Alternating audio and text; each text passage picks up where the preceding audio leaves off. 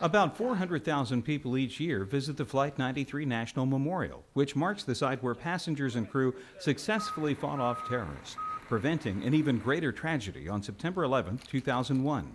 Despite its place in history, however, the site holds one surprise for many people. Did you have any idea that this was a former coal mine site? No, I did not. I knew there was a lot of mines around here, but as far as this goes, no.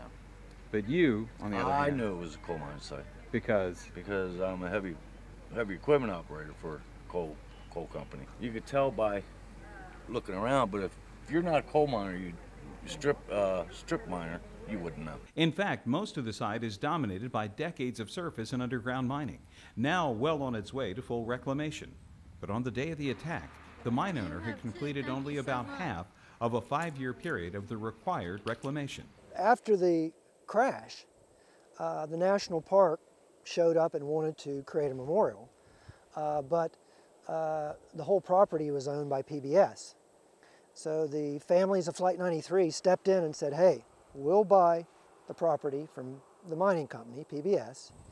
And PBS said, we'll take the money we get for the land, we're going to put it into a trust to take care of this pump well water that is currently coming out down at the memorial and creating a pollutional problem at the impact site. Flight 93's fuselage fell near a closed underground mine that was filled with water, contaminated with iron and manganese that was leaking into surrounding areas.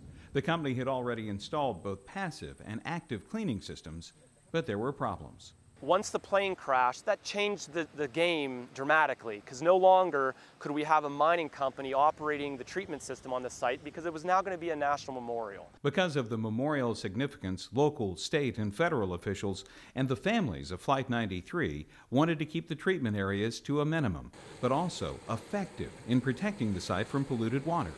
So we had to figure out a way to treat the water, but we couldn't do it with all the expense associated with their treatment system. To fulfill those conflicting needs took more than a year of study, which determined two things. The site would benefit from enhancing the pumping system by directing the mine water against rocks.